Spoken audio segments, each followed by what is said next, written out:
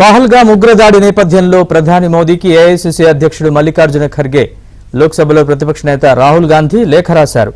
అత్యవసరంగా పార్లమెంట్ సమావేశం ఏర్పాటు చేయాలని లేఖలో కోరారు. వీలైనంత త్వరగా ఏర్పాటు చేసి ఉగ్రవాదానికి వ్యతిరేకంగా తామంతా కలిసి పనిచేస్తున్నామని చూపించాలని లేఖలో రాహుల్ కోరారు.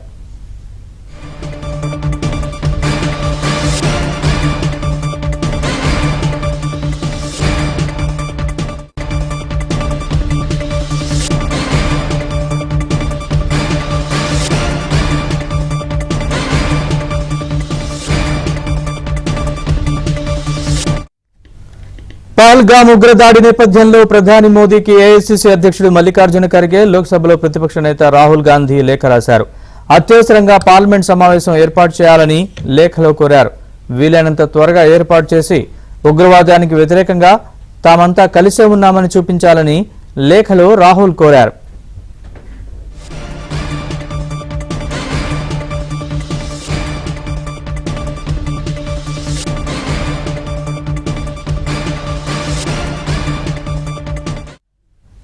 ఇదే అంశంపై మరిన్ని వివరాలు మా ఢిల్లీ బ్యూరో చీఫ్ కృష్ణ అడిగి తెలుసుకుందాం. కృష్ణ, ఏఐసీసీ అధ్యక్షుడు మల్లికార్జున ఖర్గే అలాగే రాహుల్ రాసిన లేఖ సారాంశం ఏంటి? పూర్తి వివరాలు చెప్పండి. నరేష్, ప్రధాని నరేంద్ర మోదీకి లోక్సభలో ప్రతిపక్ష నేత రాహుల్ గాంధీ, రాజ్యసభలో ప్రతిపక్ష నేత అయినటువంటి మల్లికార్జున ఖర్గే లేఖలు రాశారు. ఇటీవల జమ్మూ కాశ్మీర్ లోని పహల్గాం ప్రాంతంలో జరిగినటువంటి ఉగ్రదాడికి సంబంధించి పార్లమెంట్ లో ప్రత్యేక సమావేశం, ఉభయ సభల సమావేశాన్ని ఏర్పాటు చేయాలి. ఈ దాడిలో 26 మంది ఏదైతే ప్రాణాలు కోల్పోయారో దానికి వారందరికీ కూడా నివాళులు అర్పించే విధంగా ఈ యొక్క సమావేశం ఉండాలి.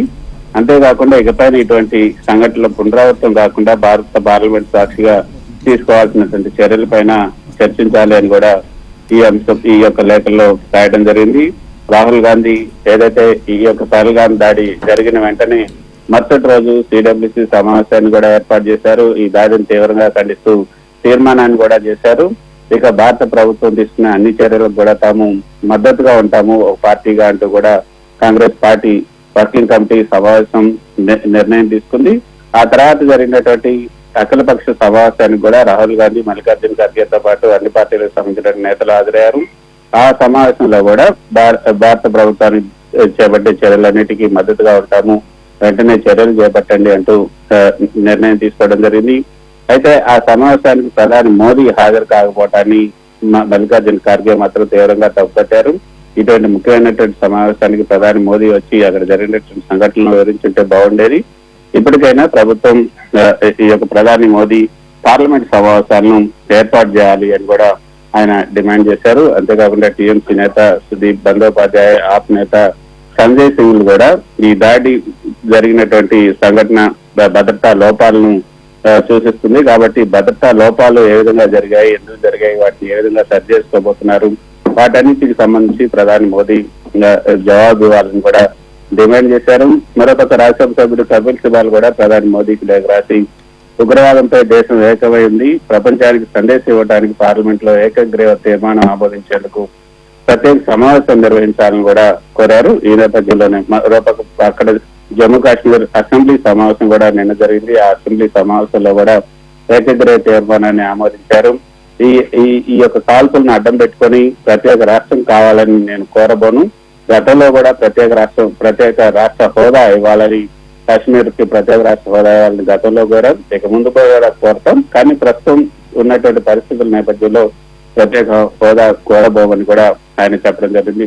స్పెషల్ రాష్ట్ర హోదా ఇవ్వాలని జమ్మూ కాశ్మీర్ కి ఎప్పటి నుంచో వస్తున్న డిమాండ్ నేపథ్యంలో నిన్న జరిగినటువంటి అసెంబ్లీ సమావేశాల్లో కూడా ఈ యొక్క పహల్గాం సంఘటనకు సంబంధించి తీర్మానం చేయడం జరిగింది. అదేవిధంగా పార్లమెంట్ లో కూడా చేయాలి అన్నది ఇటు ప్రధాన ప్రతిపక్షం కాంగ్రెస్ పార్టీకి సంబంధించినటువంటి ఇద్దరు నేతలు మల్లికార్జున ఖర్గే, రాహుల్ గాంధీ ఈ యొక్క ప్రధాని మోదీకి లేఖ రాశారు. మరి ప్రధాని మోదీ దీనిపైన ఏ విధంగా స్పందిస్తారని కూడా చూడాల్సి ఉంటుంది.